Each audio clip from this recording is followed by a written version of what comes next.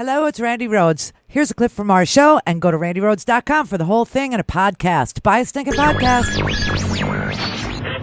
Mary had a little man.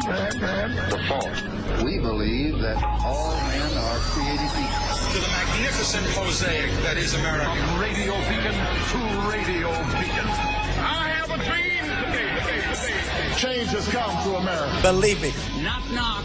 Who's there? It's a figment of your imagination. Randi Rhodes Show. Turn up your mind. There's nothing wrong with taking information from Russians. There's nothing wrong with taking Depends information. on where it came from. It Came depends from on where it Russia. came from. You're assuming that the giving of information is a campaign contribution.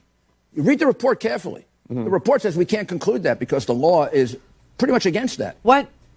People get information from this person, that person, So this person? you would have accepted information from Russians against a client, against a candidate if you were running in the presidential election? I probably wouldn't. I wasn't asked. I would have advised, just out of excess of caution, don't do it. You're a genius. Oh, that is just wow. I have to say, this is an amazing thing. So we've now gone through the Mueller report. I am so full, though. I may burp all the way through the show. I don't know. I don't eat, or all I do is drink coffee before the show. But oh my God, are you guys sitting up? Are you okay? I mean, I'm barely able to sit up. Karen outdid herself. That was the most unbelievable Passover Seder I ever had in my life. I hope that you enjoyed your blessed Easters, everybody. So, the food seems to be the one thing that we would share in common. Oh, my God, there's so much of it. The matzah crack was a big hit. It was huge. Huge.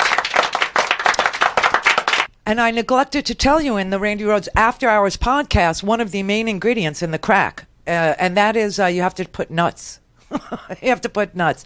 Any nuts that you choose, but you have to crush them and put them on top, and then the sea salt. So that was bothering me. Can you believe that? That I gave you a recipe that is unbelievable, but that it bothered me. I left off the nuts.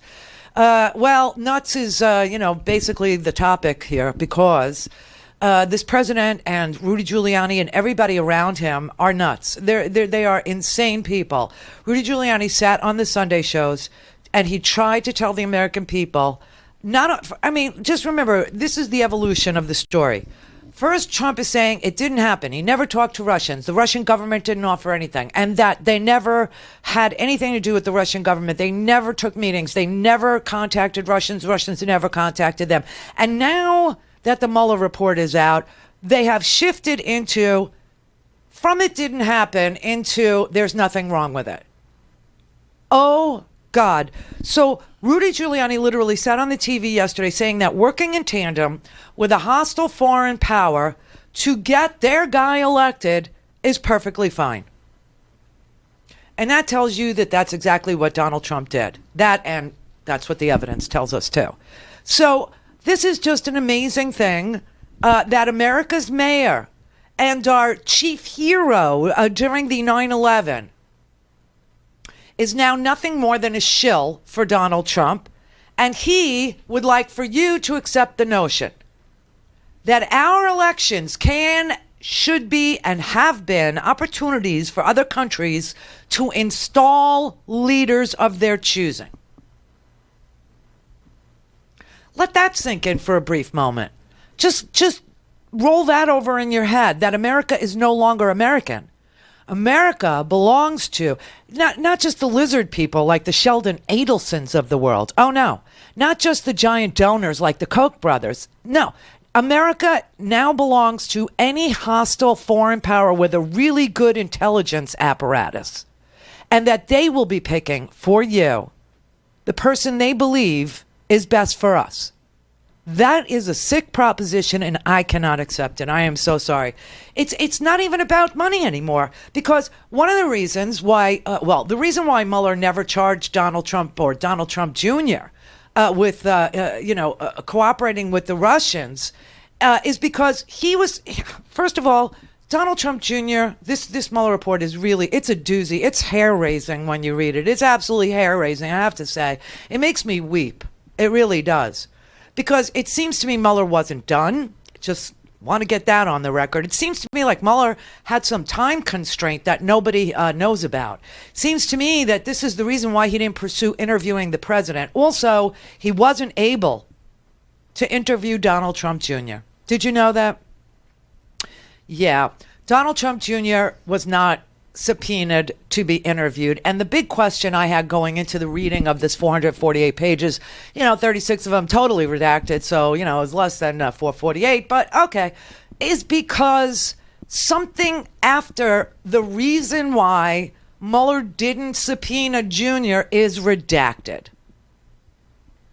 And I got a feeling it's because Jr. told Mueller he would invoke his Fifth Amendment privilege not to self-incriminate. But we don't know because it's redacted. And so what Mueller concluded on the Trump Tower meeting was insufficient evidence, not no evidence, as they are trying to spin it on the Republican side. Oh, on the Republican, who cares if he's a Manchurian candidate? Anybody would have worked with the Manchurians. I mean, what kind of sick thing is this? Some days you are going to look fondly back on the good old days when money actually, elected Congress members and senators and presidents. You're just going to lovingly look back and you're going to remember, oh, yeah, those were the good old days when money chose our presidents and money picked our Congress. Now foreign governments do.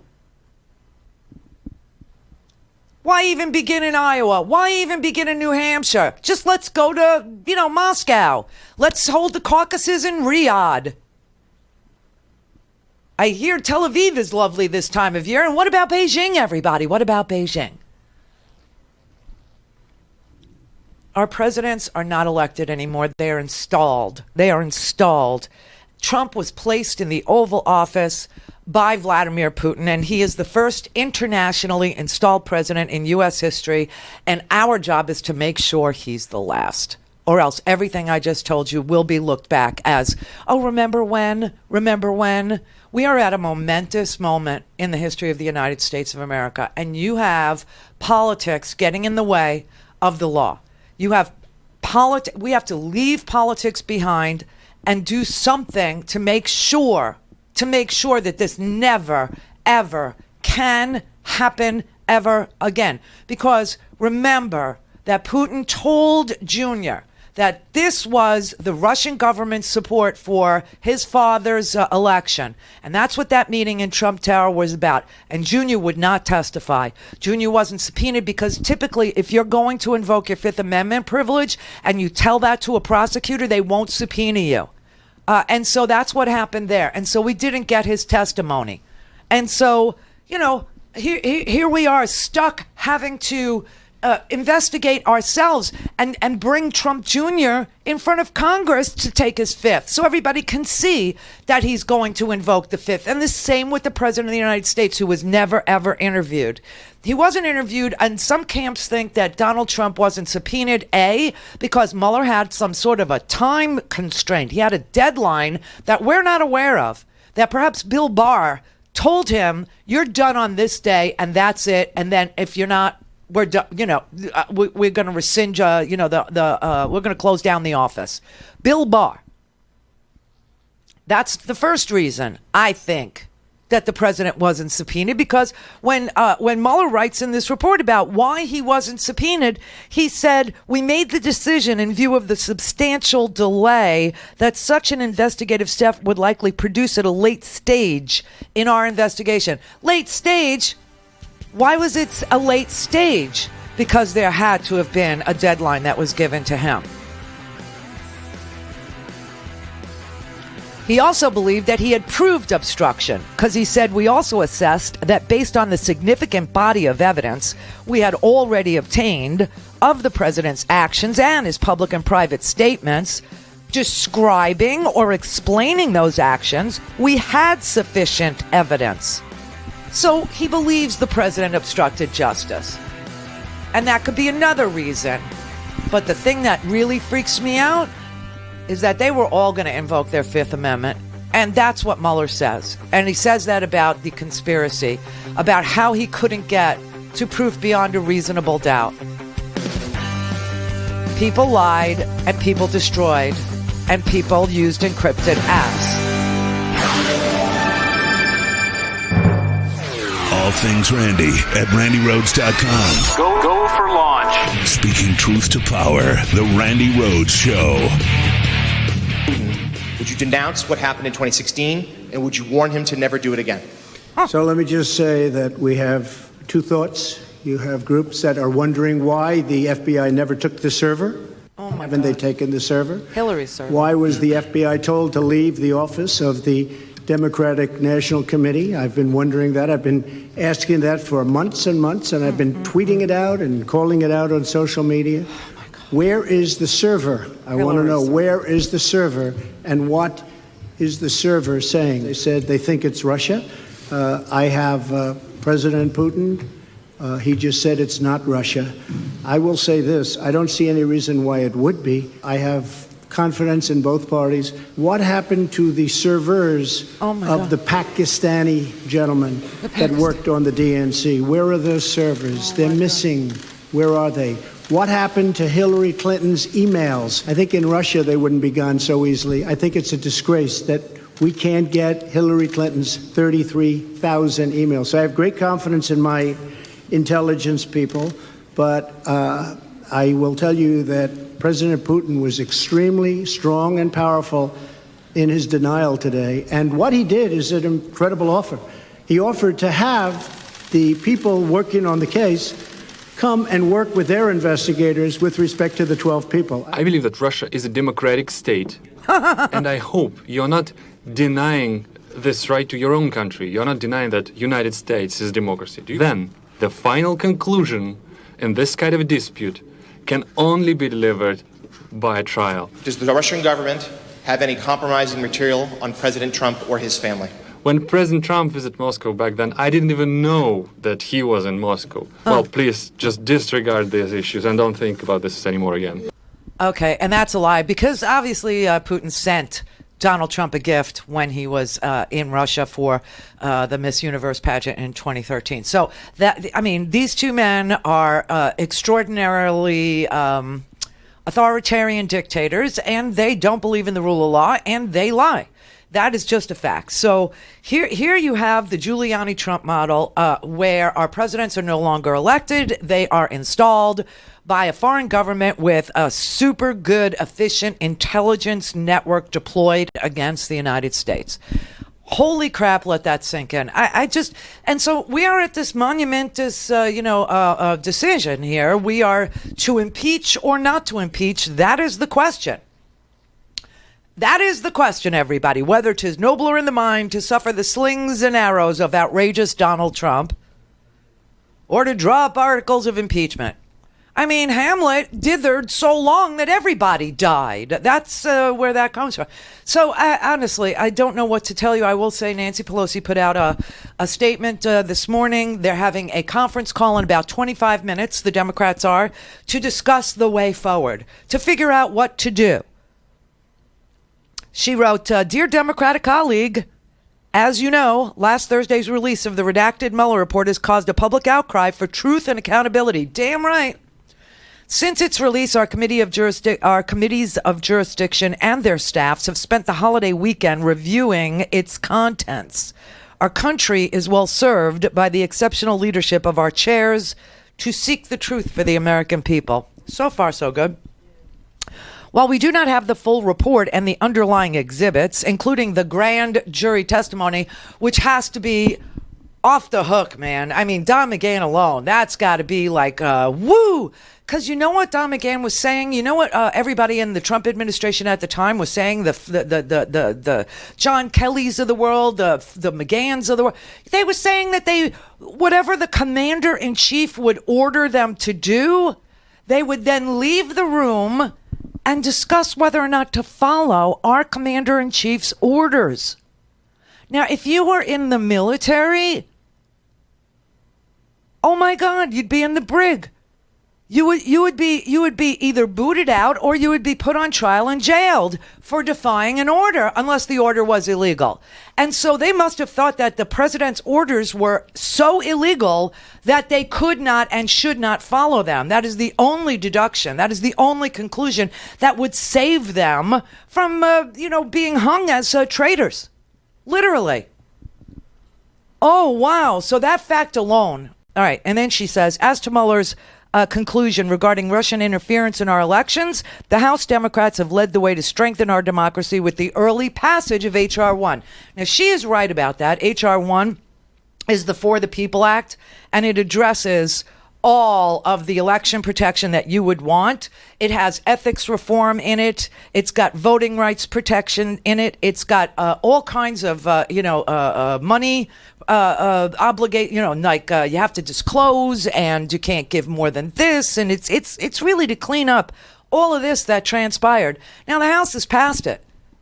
But Mitch McConnell, who has all the power, making the president's power look almost stupid, will not introduce it in the Senate for a vote ahead of our elections, knowing what he knows, knowing that Mueller laid out in 100 pages the interference that did happen and the willingness and the joy with which Donald Trump accepted that help.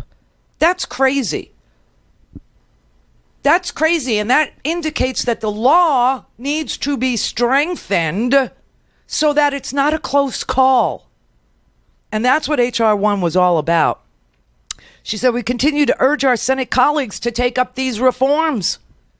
I want you to remember that your vote is not protected in this country any longer, and that Mitch McConnell and the GOP Senate is the impediment to clean and fair elections. Just remember that.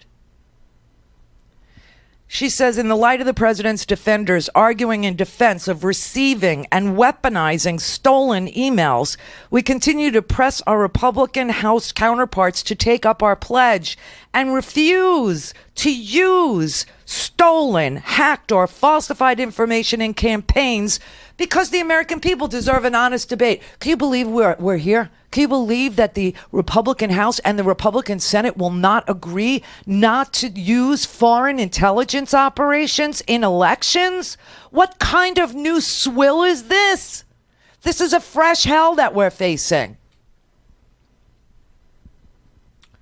While our views range, and here's the hitch in the get-along, while our views range from proceeding to investigate the findings of the Mueller report or proceeding directly to impeachment, we all firmly agree that we should proceed down a path of finding the truth. It is also important to know that the facts regarding holding the president accountable can be gained outside of impeachment hearings. As we proceed to uncover the truth and present additional needed reforms to protect our democracy, we must show the American people we are proceeding free from passion or prejudice, strictly on presentation of fact. Because we have still not seen the full Mueller report, I have enclosed the bicameral letter Democratic leaders sent rejecting Attorney General Barr's effort to provide the remainder of the report to only a few members of Congress and only in a classified setting. We insist on the public's right to know so that the American people can learn the truth and Congress can make our decision on how to proceed. So here's what happened today. Bill Barr said he would show the unredacted report in a secure setting, in a closed setting, to a handful of, Congress members. They rejected that offer. They want all of Congress to see it. Call in, connect. To speak to Randi, call 561-270-3844. 561-270-3844. Other Democrats have been saying it's not worth the political cost, it's not worth the civic cost, or it's arguably just too soon. What made you decide to take this step today? Well, I read the report. Yeah. I was on an airplane yesterday and started reading it, read it way into the night last night, and I got to the end and realized this is about a point of principle. The report is absolutely clear that a foreign government attacked our electoral system to help Donald Trump. He welcomed that help. And then when it was investigated by our own federal authorities, Donald Trump took multiple steps to try to obstruct justice. This is one of those moments when I get it, that there are people who think politically, no, it's going to be too hard to do this. This isn't about politics. No. This isn't even specifically about Donald Trump himself. It is about what a president of the United States should be able to do and what the role of Congress is in saying, no, a president does not get to come in and stop an investigation about a foreign power that attacked this country or an investigation about his own wrongdoing. Equal justice under law. No one is above the law, and that includes the President of the United States. It is the constitutional responsibility of Congress to follow through on that. Okay, so that's one school of thought. I happen to like that school. I would attend that school. I would apply to that school. I would study at that school. Because that school says that we are a nation of laws. And that this isn't about any man. This isn't about Donald Trump. And this is not about Junior. And this is not about Carter Page. And this is not about George Patton. This is about our country's Constitution. This is about what is the proper role of Congress? What is oversight to you if it's not to get the testimony that Mueller couldn't get? What is holding somebody accountable under our laws mean if the Constitution clearly tells you that the only place to hold a president, never mind who he is, but the only place to hold any president to account for a violation of the law, which Mueller clearly reaches. He reaches the beyond a reasonable doubt standard in obstruction, okay? Couldn't reach the beyond a reasonable doubt standard in the conspiracy because people destroyed evidence. Some of the people he needed to speak to were overseas. They weren't here. They were in Russia, like Konstantin Kilimnik, et cetera, et cetera. Other people used encrypted apps, and they couldn't retrieve the documents, like Paul Manafort and others.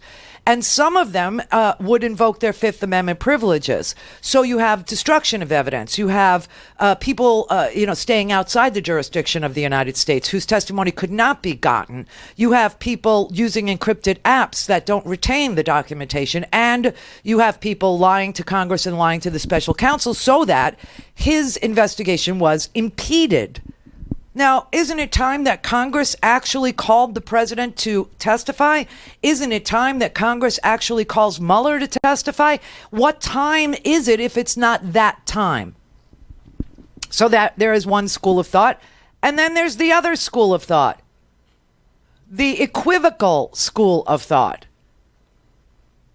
Where maybe we should just, I don't know, wait until he leaves office and then we can prosecute him as a citizen, because everyone who's read this agrees that the president is prosecutable but for the fact that he's president. So we have a man who, if he was in any other position, your position, my position, the position of your parents or your children, he would be prosecuted.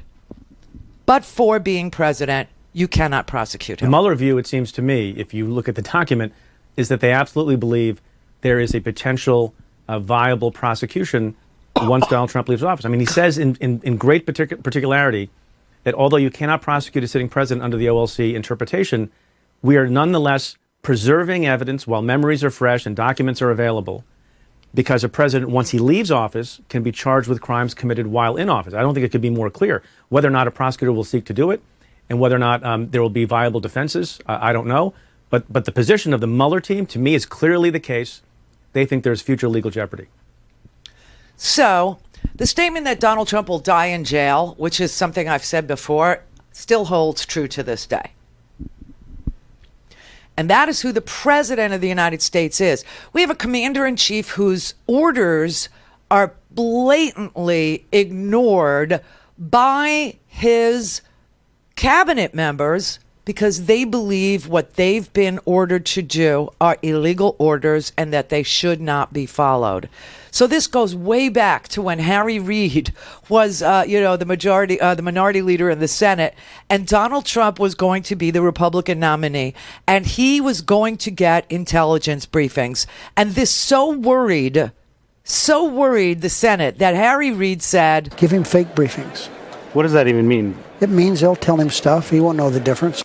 And that is in whose hands the country's safety and security is right now. In a commander-in-chief who lies so often, has such bad motives, who is acting to protect himself, who is willing to deal with efficient intelligence agencies belonging to foreign adversaries in order to advance himself, to change the foreign policy of the United States for some damn reason that does not represent American needs, values, American places in the world, but rather represents an authoritarian regimes like Saudi Arabia, like Russia, like a communist country like China, instead of the United States' best interest, because somehow it helps him win things. That is a sick place for this country to be in. And then you look at what happened over the weekend, Easter Sunday in Sri Lanka. That is just a bloody mess. Okay, so now today they're saying they think that first they said it's a local group in Sri Lanka. And just so you know, what happened yesterday was 3 Christian churches and hotels where Americans typically like to stay. Sri Lanka is an island nation just south of India. Okay, that's where it is. And so you had almost 300 people killed, 500 people wounded, 7 suicide bombers attacked 3 churches and 3 hotels. And 10 days before this Easter Sunday bombing happened, the Sri Lankan government got a heads up. They knew that this was going to happen, and they didn't do anything. They didn't do anything to protect their people. That's because whoever got that information, according to their prime minister, did not deliver that information to their prime minister. Now, that is the situation that the United States is in. You get that? That people are so afraid to tell Donald Trump true things that they don't tell him true things, or that if Donald Trump orders something done, they don't do it because they think that what he's ordered is illegal. What he's ordered is to protect himself and not the vast majority of Americans. I mean, this is a sick place to be. So now we're Sri Lanka. And of course, they don't have ISIS in Sri Lanka. But ISIS found 7 suicide bombers in Sri Lanka.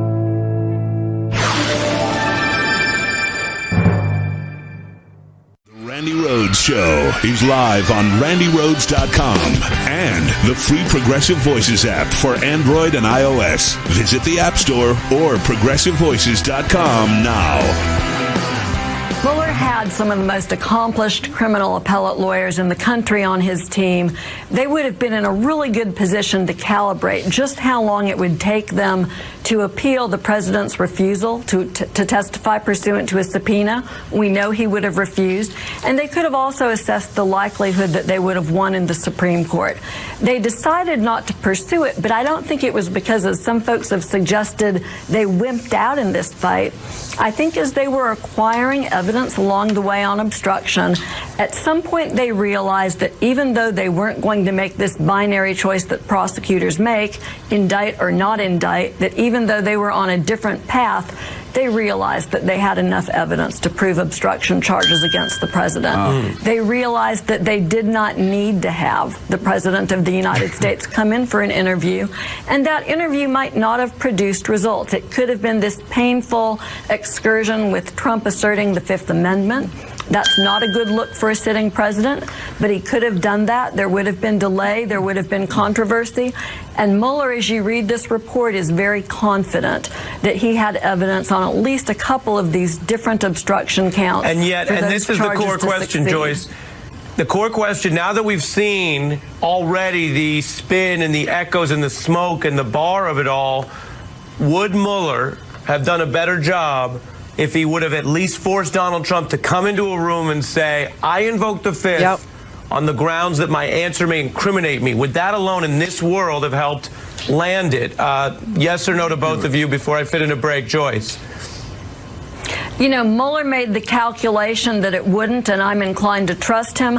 I suspect he would have never gotten Trump into that room. It would have been a lengthy process. It would have been a couple years down the road even before we got to that juncture. The real question in my mind, Ari, is why did Mueller feel so much time pressure? Yeah. He moved so quickly, so strategically, almost surgically for a prosecutor. Most cases like this go on for years. Mueller, for some reason, felt time pressure, and I'd love to know the answer to why he felt that. I would too. And see, these are the great minds, the great legal minds that we have available to us to comment on what we read. And what we read was that Mueller felt time pressure. Mueller felt that he was at a late stage, meaning that there was an end that he had to finish by. Now, who decided that Mueller had an end date? Well, I'll bet you anything it was that lion's sack of disbarred crap, and that has to be the result also of Bill Barr. There is no question in my mind that Bill Barr gave Mueller an end date, and that this entire report was forced out in its current form before Mueller felt that he was really finished. And that's why there are so many unanswered questions in this report. For starters, there are just things that just weren't mentioned in the report at all that were very surprising, such as, Cambridge Analytica, the NRA's ties potentially to the Russians, and whether there was any kind of Russian money flowing through the NRA. That is something that Mueller was investigating. Mueller was also investigating, Cambridge Analytica's potential ties to WikiLeaks. He interviewed, employees at Cambridge Analytica to that effect. So it's kind of interesting to me that none of those were mentioned. And, also the Alpha Bank Trump Organization server mystery computer activity that was happening during the election was not mentioned at all. So a lot of kind of big questions that were admitted that we knew that Mueller was investigating, and then things in the report that Mueller said that he really wasn't able to get an answer to. Things like, what did Carter Page do when he was in Moscow in July of 2016 while he was working for the campaign? They really were not able to get a clear answer on why he was over there, who he spoke to. There's just a lot of things they couldn't get to because of lack of access to relevant communication. So, for example, other things like Paul Manafort and why he gave the internal polling data to the Russians and Deripaska and Kalimnik and what actually happened to it. The peace plan. I mean, there are a ton. There is a ton that Mueller didn't get to, and it just seems like the end of the Mueller investigation was a forced ending, because obviously Mueller was interested in the NRA. He was interviewing people about the NRA's money. He indicted Maria Butina, for God's sake. So he obviously was investigating Russian money in the NRA. He obviously was investigating Carter Page. And who did Carter Page meet with in Russia when he was working on the Trump campaign? And in the Mueller report, he doesn't have an answer that satisfies him. We also know that Paul Manafort gave polling data to somebody that the FBI agreed was a intelligence officer for the Russians. That's Konstantin Kalimnik. And we also know that the polling data was specific polling data to do with Wisconsin, Pennsylvania, Minnesota, and Michigan. And there's no conclusion about what that was for. And there's no talk of Cambridge Analytica's efforts at all. You don't see that in this report.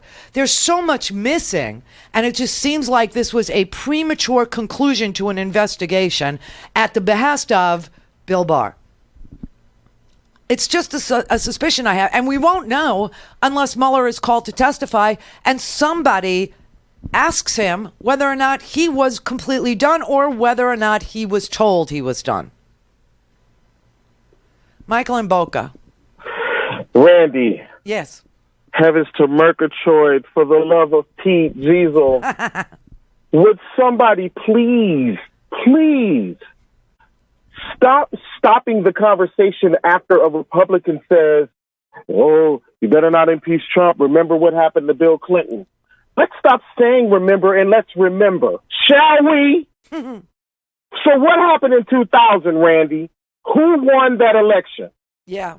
Okay. What happened in 2002? What happened in 2004? We didn't get the House back until 2006. They were rewarded for the impeachment, Randy. They were rewarded for it. You know why? Because the ultimate statement they were saying, though I was all against it, but I'm saying the ultimate narrative was not in our house, Bill. And that narrative said something to America.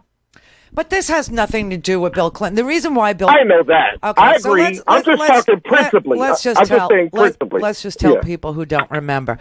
The underlying crime in the Clinton impeachment was a consensual affair. Therefore, Absolutely. There was no crime. What Bill Clinton was impeached for was obstruction of justice because Bill Clinton and Monica Lewinsky both agreed that they would lie about their consensual affair. Yep. One count, Randy. But they called one count. But the Republicans called that suborning perjury. Yep. Okay? And these people plowed so far off the rails to impeach Bill Clinton, they cobbled together enough votes to impeach him. A trial ensued in the Senate.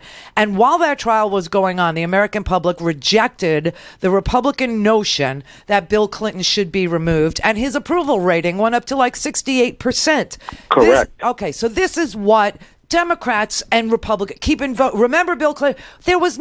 We're talking about something completely different. We're talking about a foreign government providing stolen documents hacked by a Russian troll farm loyal to Vladimir Putin, presented to Donald Trump, accepted by Donald Trump, relied on by Donald Trump, with WikiLeaks as an intermediary used to disseminate that stolen information. All day. How does that have anything to do with Bill Clinton and Monica Lewinsky agreeing that they wouldn't say that they were really having an affair? You can't compare the acts, but the principle. If they want to rock and roll about this principle, then let's look at it. President A was impeached. He was not removed. The party that impeached him won 3 times in a row. So if we want to say leave Trump alone because of what happened to the Republican Party, I'm willing to go with it. If history's on our side, Randy, is what I'm saying. If they want to use that, I see. We don't even have to get into what each guy is being. I'm saying they're saying without even mentioning the differences. Don't do it. Remember what happened to the Republican Party, and I'm saying I'll go with that one. You're saying people like impeachment. All day. All day. And there's never been a successful removal, but the impeachment. No. Randy, here's why I want the impeachment.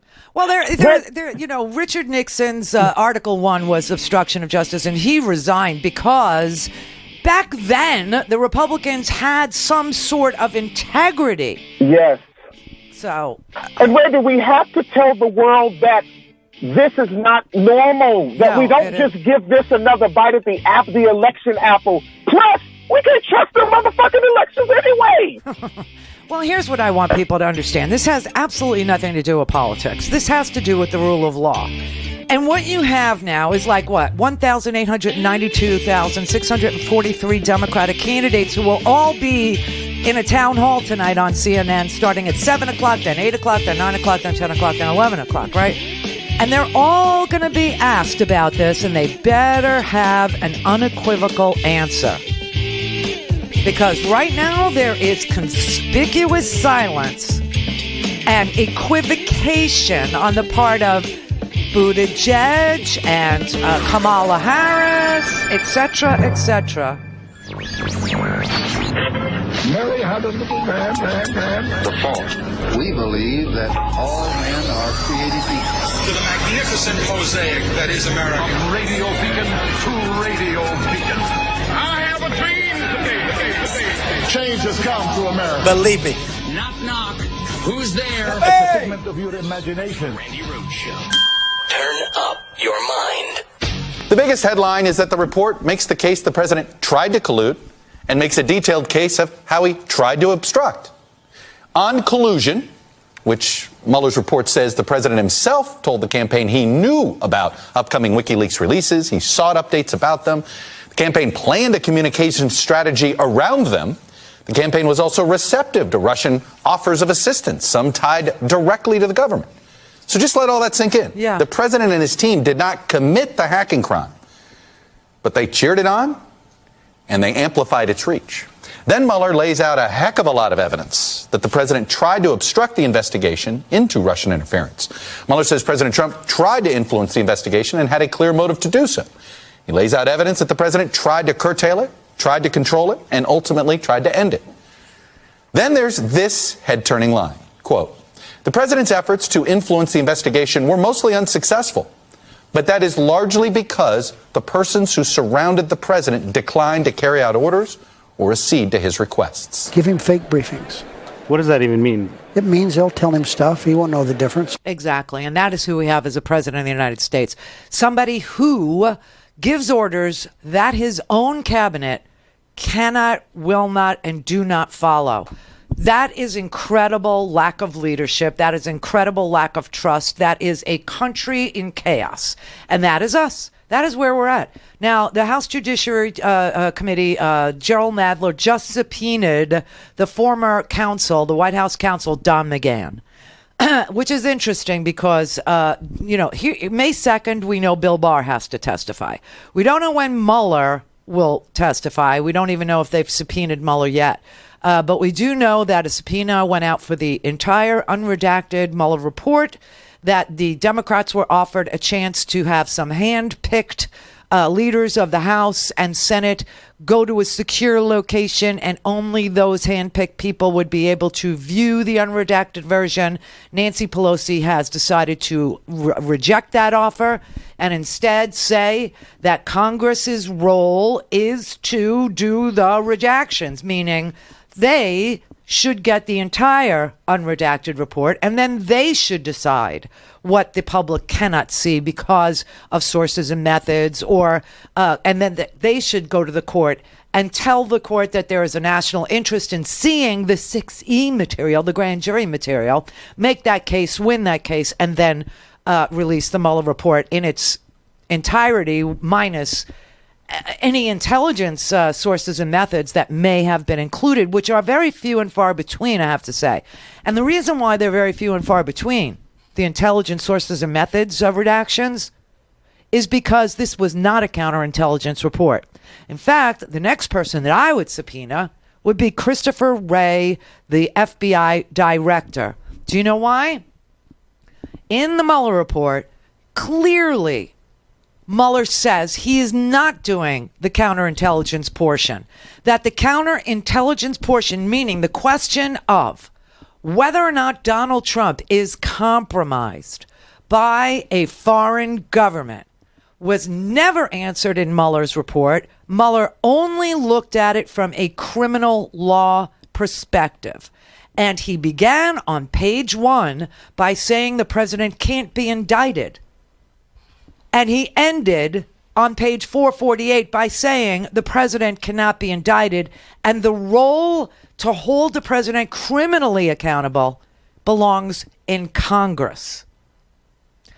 Now, the counterintelligence portion, Mueller says in this report, was left with the FBI, who started it. Remember, James Comey opened up a counterintelligence investigation after the Australians contacted the United States. An Australian ambassador contacted the United States and said that they had heard directly from a drunk George Papadopoulos at a wine-fueled dinner in London that the Russians had thousands of Hillary Clinton's emails and were going to release them to help Donald Trump win. And when the Australians contacted our FBI, our FBI, James Comey, opened up a counterintelligence investigation, and the life of the counterintelligence investigation hasn't terminated. It's ongoing. And so most of the intelligence information is in an FBI report that we've not seen. And that's why there are so few redactions on sources and methods, except to do with Paul Manafort. There are tons of redactions for sources and methods in the Paul Manafort portion of this report. However, Mueller did not answer the question of whether or not our president is compromised. He left that to Chris Wray. So Chris Wray also needs to be subpoenaed, and he needs to, meet in private, and he needs to brief Congress, and he also needs to testify in public so that we can know what the status of the report is. Where is he on it? He can't disclose the sources and methods. Obviously, we'll never know what they're doing. But we should know the result. And the result should be a yes or no. Is the president of the United States compromised? And we don't know the answer to that. So today, Nadler subpoenaed former White House counsel Don McGahn, which tells me that they're going to, pursue the obstruction portion. But we don't know the answer to the is the president compromised portion, because that's not in the Mueller report. And I want everyone to remember that, because it's a significant question. All Mueller looked at was criminal statutes and whether or not he could apply them to the president. And clearly he starts off by saying he can't. And clearly he ends up by saying he can't. And that the proper role for, holding him accountable to criminal violations is Congress. That's just a fact. Mike in Tampa. Hey, Randy. Hey, Mike. Here's one thing I know. I know if the Republicans had as much dirt as we have on Trump on a Democratic president, they wouldn't be holding back and saying, "Oh, we're not going to go through with impeachment because we don't have the votes." They'd go through with it. Yeah, there's no question in my mind.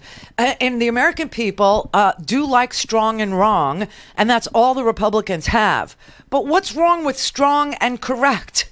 What's wrong with might makes right? I don't understand why we're equivocating on whether to hold the president accountable. We are a nation of law. The president clearly showed that he violated the law with intent to violate the law. That's mens rea. Whenever, Mueller writes in here about mens rea. Mens rea is consciousness of guilt. So that was how he was able to prove intent without a sit down. The president didn't sit down because the president was going to invoke his Fifth Amendment privilege. That's number one. Number two, the president didn't sit down because his lawyers knew he would perjure himself. And number three, the president didn't sit down because Mueller ran out of time. So who limited Mueller's time? These are the questions. Well, one thing, this is just speculation, but I was thinking maybe Whitaker cut the funding.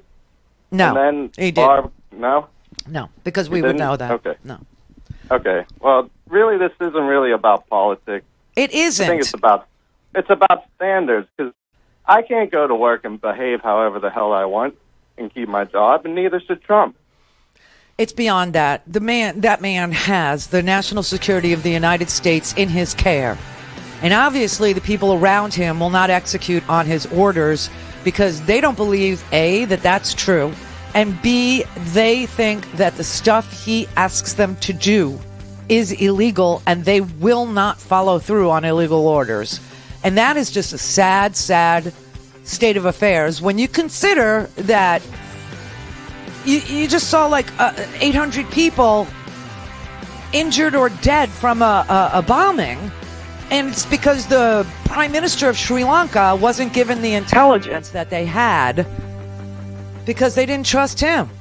I mean, this is a sad situation to be in. It's a very strange and awful place to be in.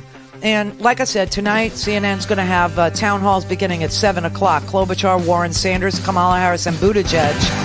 They better have an answer.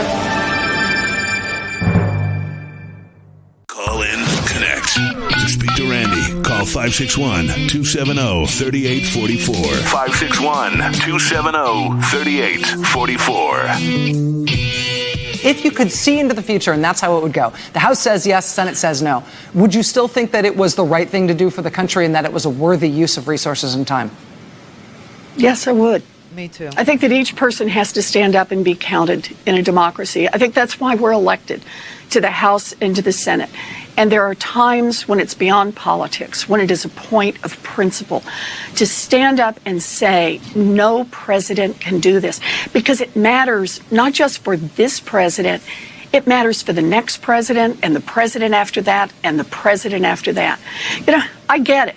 In dictatorships, the government coalesces around the one person in the middle and does everything to protect that one person. But that's not where we live. We live in a democracy, and it is controlled by a constitution. And the way we make that democracy work is with checks and balances. And a president who says, I don't have to follow the law, and nobody can touch me on criminal acts, that's not right. The Constitution says that the House and the Senate can do this. And look, this is not something I want to do. That's not the point. It's a point of principle, and every member of the House and every member of the Senate should be called on to vote. Do you believe that that constitutes an impeachable offense? I do believe that the evidence is just overwhelming that Donald Trump has committed these offenses, and that means we should open proceedings in the House, and then the House can take a vote. Yep. I mean, it's a very simple matter that the House needs to obviously call some people who testified in this report. So today they subpoenaed Don McGahn, the White House counsel. Why? Because Don McGahn is the person that spent over 30 hours telling Mueller about this lawless president and his obstruction of justice and his issuing of illegal orders to go ahead and fire Jeff Sessions, to go ahead and fire James Comey, to go ahead, you know, and what's really sick is when the president couldn't find anybody in his cabinet to execute on his illegal orders to obstruct justice in a legitimate inquiry into whether or not the president was compromised by a foreign government, and also then a criminal investigation, which came after he fired Comey, into obstruction of justice, that the president tried to end it. The president tried to propagandize the American people. The president was lying. The president was, ordering people in his cabinet to fire the special counsel over and over after he ordered people to fire Comey, and they wouldn't do it either. Okay, except that somebody, Rod Rosenstein, who's, you know what, Rod Rosenstein, he's such a mealy mouth. He's such a lily-livered little lawyer. He's one of those lawyers, and I know so many of them. I know all kinds of lawyers. I mean, and lawyers, there's all different kinds of lawyers, as you know. But this particular type of lawyer is the most common type of lawyer.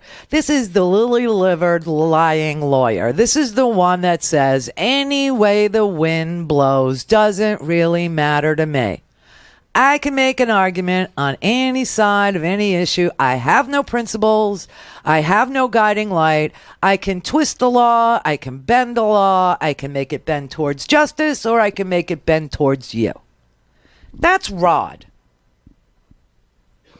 And so Rosenstein gave the president the cover he wanted to say that the FBI was in terrible hands because of the way James Comey handled the Hillary Clinton email investigation, and that's why he was going to be fired. Then the idiot that Trump is went on TV and backstabbed Rod and said, no, I was going to fire him anyway, regardless of recommendation, because of this Russia thing. And Rod stayed there. That's what I mean. He's one of those lily-livered, any way the wind blows, doesn't really matter to me kind of lawyers. He stayed there. And he was standing behind Bill Barr, who also lied and said, the president, had every right to be angry and do the things that he did to obstruct justice.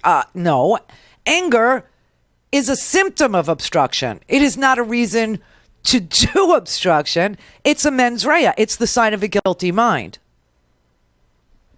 So we're in this terrible predicament. But even above that, I want you to remember this little portion of the Mueller report. When Donald Trump couldn't find anybody in his cabinet to fire Bob Mueller, he called a private citizen. He called Corey Lewandowski. And he asked Corey Lewandowski, a private citizen, to fire the special counsel of the United States of America. And Corey Lewandowski wouldn't do it. But the president was asking a private citizen to fire Bob Mueller. Now, this tells me that the president is a coward. It also tells me that the president likes to set other people up to do the hit and then pretend that he had nothing to do with it. Did I give the order? Did I give the order? Don't ask if I gave the order, because this is the business we have chosen. I didn't ask who gave the order. And in this Mueller report, I swear to God, it's like Donald Trump is screaming at Don McGahn to fire Bob Mueller, and then says, I never used the word fire. I never used the word fire. I just said that he's so conflicted he has to go. I never used the word fire. This is a sick man. And the rule of law in this country is what's on the plate. The rule of law in this country is about to evaporate if we don't hold this man accountable for these things. And that is just the fact of it. And if you think that this president is ridiculous, and you think that this president doesn't know what he's doing, and you think that this president, trying 40 times the courts have disagreed with a decision Donald Trump has made. He wants a Muslim ban. He wants asylum ended by proclamation. He doesn't like our laws. He just won't follow the laws. He'll just sign an executive order saying, oh, Lord. And the courts keep overruling him and overturning him. The courts keep telling you he has no idea what he's doing. You can't do this. You can't do this. And if you think that he's out of control, if you think the idea that Congress no longer declares the wars because of the unitary executive swill that was forced down our throats by guys like Bush and Cheney and Addington, and that the United States doesn't we're part of the Geneva Conventions. We wrote the Geneva Conventions. And you have these crazy lawyers like John Yoo, who writes a stupid memo and says you can go ahead and torture people. And then when people show up tortured on film, 7 low-ranking reservists are the ones who go pay the price in Leavenworth. This is just like Donald Trump telling Michael Cohen to pay off a mistress, and only Michael Cohen is going to jail. So if you think the president is insulated from the law now, if you think the president can order torture and never be held responsible now, if you think the president can commit troops now without Congress having a vote authorizing the use of military force, if you think the president is above the law now, if Trump gets away, and I don't mean Trump, I mean if the presidency is given a pass on obstruction of justice, if the presidency is giving a pass on giving illegal orders to people who will not obey them, then the law will say the orders are lawful. Call in, connect. To speak to Randi, call 561-270-3844. 561-270-3844. So let me give you a clear example of what I'm talking about. If the president cannot be held accountable because he's the president by the laws of the United States, meaning Congress is, according to this OLC opinion, it's not even a law, but it's an opinion, and Bob Mueller worked for the Justice Department. So therefore, Bob Mueller felt that he was bound by the Justice Department's Office of Legal Counsel's opinion that a sitting president can't be indicted. All right, let's just accept that for a brief moment. If Congress then fails to hold the president accountable, which is where Bob Mueller says a president must go to be held accountable under our laws, and Congress fails to do it, then that means that anything that the president decides to do is lawful, because Congress will not hold the president accountable to the law. So let's say, you know how everybody on the right's always freaked out about martial law? And everybody, remember Jade Helm, remember that? Everybody's always freaked out that the militias will be deputized by the president of the United States illegally, and that these felons or that these crazy people with absolutely no law enforcement training will take the law into their own hands, and they will start shooting people or arresting people or kidnapping people, as was done in New Mexico. That's what we were talking about on the Randi Rhodes After Hours podcast on Friday night, is that you have these crazy vigilantes in Flora Vista, New Mexico, who were kidnapping immigrants because they felt that they had to take the law into their own hands because that's what Donald Trump would want. And they are a militia group. Here's a little video of what they were doing. They were misrepresenting themselves to immigrants at the border in New Mexico, telling them that they were Border Patrol. Okay? U.S. Border Patrol, what are you guys doing? The man speaking in the video is not a Border Patrol agent, but he appears to be acting like one. Here, he gives commands to the migrant group, some of them children, which he has just intercepted. What?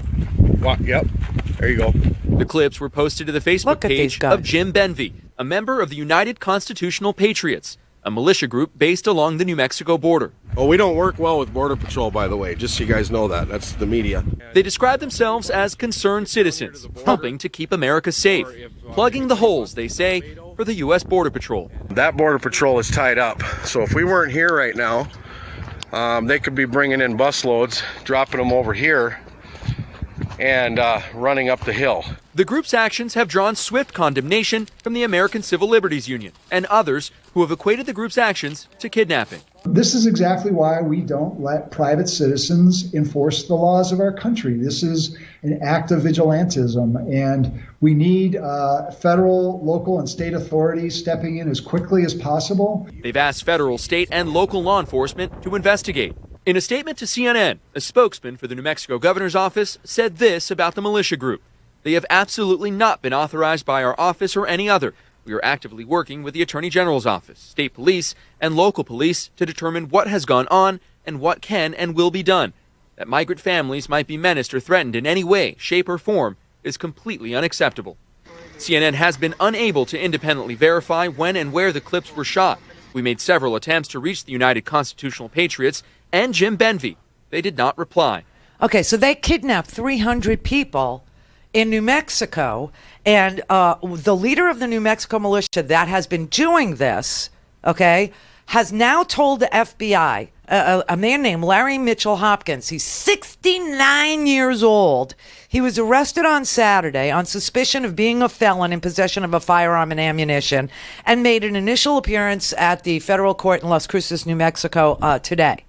He's in custody pending a preliminary hearing. Well, he goes by an alias, Johnny Horton Jr., and he's been described as the commander of the United Constitutional Patriots, which is a militia group. Now, let's just say that the president decides that he likes the militia group's activities, and he deputizes them, and he says, you are free to kidnap whoever you want in this country. That's unlawful, but if Congress won't hold the president accountable for such activities, then who will? Because Bob Mueller has said that the Justice Department believes that the president cannot be held accountable while he's in office by a court of law. Now, in an affidavit that was filed on Saturday in support of the arrest of this man, Hopkins, an FBI agent swore out that he received reports of, and this is in quotes, alleged militia extremist activity in Flora Vista, New Mexico, based out of Hopkins' home, with the group being supported by about 20 members who were armed with AK-47 rifles and other firearms. Hopkins also allegedly made the statement that the United Constitutional Patriots were training to assassinate George Soros, Hillary Clinton, and Barack Obama. What if the president deputizes them and says, that's fine with me? Do you see where we're going?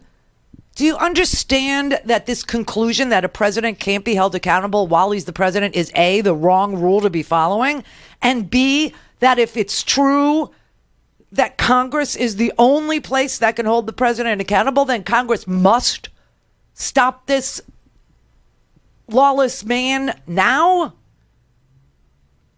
And that's why, like I said, tonight there will be all these presidential town halls. They will not be on the same stage together. That would be a debate.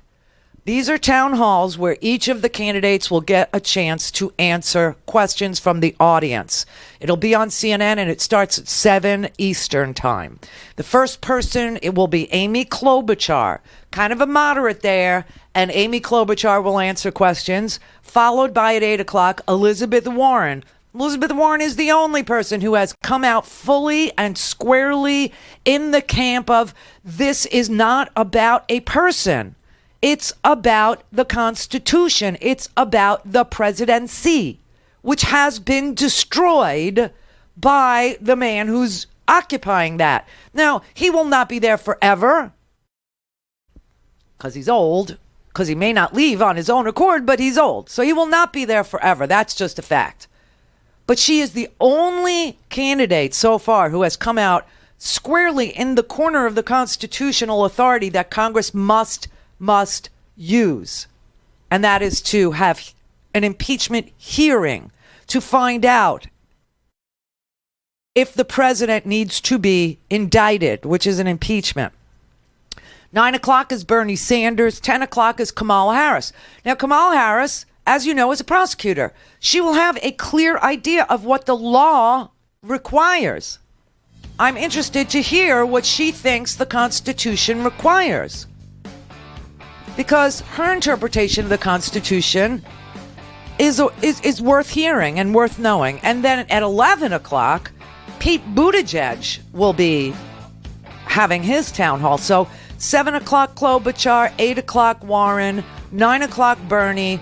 I bet you anything Bernie steers away from it and wants to talk about, health care and other things. Now, here's my thing. We can do both. I know how to walk and talk. I think Congress knows how to walk and talk. There are 10 bills that the House has that we would all want to see passed, and the Senate will never take them up. So for everybody who says, oh, why can't we get anything done? The answer is Mitch McConnell. You got that? The Randi Rhodes Show is live on RandiRhodes.com and the free Progressive Voices app for Android and iOS. Visit the App Store or ProgressiveVoices.com now. Did you want President Trump to win the election, and did you direct any of your officials to help him do that? Yes, I did. Yes, I did. Because he talked about bringing the U.S.-Russia relationship back to normal. What else do you need? It's just unbelievable. It's just so unbelievable. Robert in Phoenix. Hi, Randy. I couldn't agree with you more about the Constitution, this DOJ policy. I think it's a bunch of crap. It reminds me of Trump's sister, the policy they have with the federal judges there, where if you resign, you're not going to get investigated. Yeah, that's interesting, isn't it? Yeah, that's the same crap. They're circumventing the Constitution. That'd be like me owning a car dealership and sending out a bunch of car thieves, and then if they're going to get busted, say, okay, if you resign, we're not going to prosecute you. Yeah, it is. It's the same thing. I mean, they can't get away with this. And they need to impeach this guy. I mean, they needed to impeach him. But this is just ridiculous. Well, I think that what the Democrats are doing is they are saying, let's have hearings so that the American people can hear the testimony from Adam McGahn and find out what was going on and how he dirtied up the presidency and how he's, violative of the law and how he doesn't give a rat's ass about anybody but himself and how he gives illegal orders and what a mess he's turned, the presidency into and how we can't leave, right? And then also bring in Mueller and ask Mueller questions like, did Bill Barr pressure you to end this investigation? Were you ready to end it? I think he did. I do too, because there's too many unanswered. It just happened too quick. It's not just the quickness of it, which is interesting, but it's the fact that... The grand jury extension also? Yes, it's the fact that he had just asked to have the grand jury extended, and he was investigating the NRA's money, and he was looking at Cambridge Analytica, because you know that Christopher Wiley, remember the kid with pink hair? Yeah, right. He went and testified to the grand jury. So you know that they were going down that road and that there's no discussion of it in the Mueller report. There's nothing on Cambridge. There's nothing on the NRA's money. There's nothing in the polling data except to say that Mueller knows that the polling data was very specific to Wisconsin, Minnesota, Pennsylvania, and Michigan, right? And so it just, there's too many loose ends. For way too many, and they haven't been to snap off just like that, real quick, like we're done. Yeah, and that that Mueller writes, is democracy or hypocrisy, one of the two. No, it's worse than that. It's a conspiracy to keep the president keep the president above the law. I mean, it's sad. All these. I called my senator over, and she's a Democrat, Kristen Sinema. I gave her hell. I was like, you can't be voting for his nominees and siding with. We didn't send you there for that. What'd she say? I got her message machine, and of course I'm not going to answer the phone. I don't think she's really popular right now. Well, you know what? They're in recess, so there's no one home.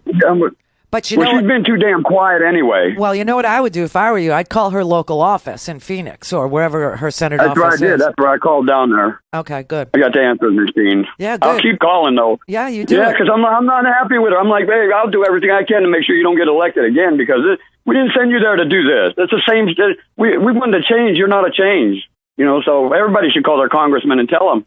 It's so interesting, but people did want change. They really did. And they thought that Donald Trump was, bold and brash and that he could cause change. But it's so sad because that man only cares about that man. He doesn't care about change that matters for working people. He doesn't care about change that matters for, people who are facing, their children being addicted or this or that. He doesn't care about your issues. He cares about himself. And it's a sad He doesn't even live in the same world. No, he doesn't. He doesn't live in our world. He doesn't care about our world. He plays us. We've been played by him for 2 years now, and it's enough. It's enough. But I know that if Democrats don't do what they're constitutionally tasked with doing, what their job is, if they don't conduct oversight and promote policies that help the American people, like Medicare for all, like relieving 95% of students of student debt, which Elizabeth Warren. It's so funny because Elizabeth Warren was able to say what she felt about Congress's obligation to hold this president accountable, and also announce a plan for wiping out student loan debt. Anyone who's got outstanding student loan debt can have up to $50,000 worth of student loan debt canceled out so long as their income is under $100,000. Then it kind of steps in up to there's no help for anybody whose family income is above $250,000. And that's it. And that's it. And the way that she proposes to pay for it is with a wealth tax on people making over $50 million. That's not the top 1%. That's the top 0.0001%. And she's saying that people that make over $50 million a year in income need to pay an extra 2%. And if we did that, it would be a one-time cost of about $650 million or $650 billion to wipe out 95% of student loan debt and give our kids a chance at a future. Give our kids a chance to get ahead. They're being punished for the crime of getting an education. I mean, it's a ridiculous notion in this day and age. But it's so interesting that you could stand up for the Constitution, stand up for Congress's oversight role, stand up for Congress. If you think that Congress is the only place that a president can be held accountable to the law, she can stand up for that. And she can also propose wiping out 95% of student loan debt in this country, telling you how to pay for it in under 30 seconds. Because when you know what you're for, you know what you're for. And it's not just that I want to do this, it's how I would pay for it. And to be able to do that in just, how long was that clip? That clip is like, seconds. It is literally seconds. Anyone who's got outstanding student loan debt can have up to $50,000 worth of student loan debt canceled out so long as their income is under $100,000. Then it kind of steps in up to there's no help for anybody whose family income is above $250,000. And that's it. And that's it. That's 21 seconds to lay out a proposal that not only has she thought through, not only does she realize how many people would benefit, you know what the actual number is? 40 million students, 40 million would have their student loan wiped out. But she could say it in 21 seconds because she's thought through how to pay for it. And the way to pay for it, she believes, is with a 2% wealth tax on people that make over $50 million a year. I mean, we can walk and talk. We can walk and chew gum or whatever, you know, the metaphor is at the same time.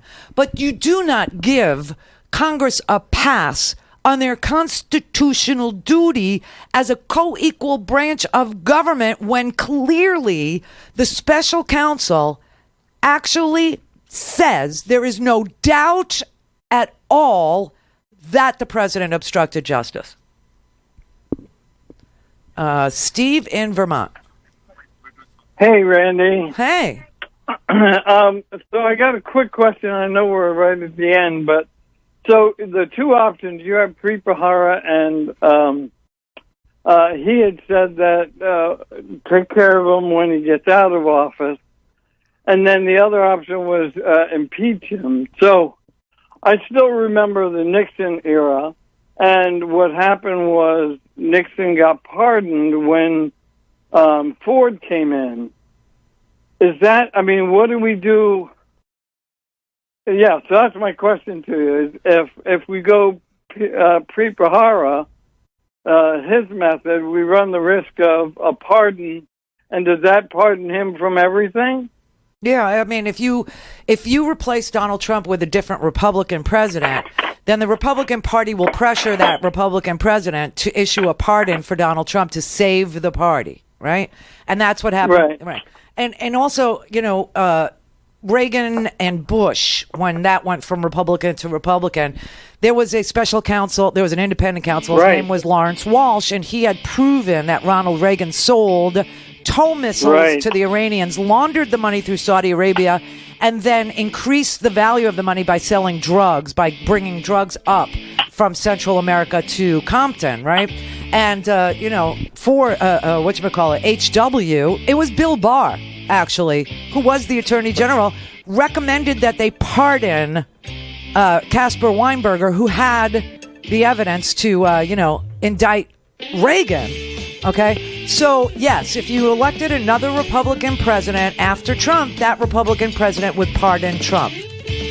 However, if Donald Trump is indicted in a state court, let's say in New York State, then a Republican president could not pardon because the federal government can't pardon state crimes. So this is why I'm sure Trump will die in jail.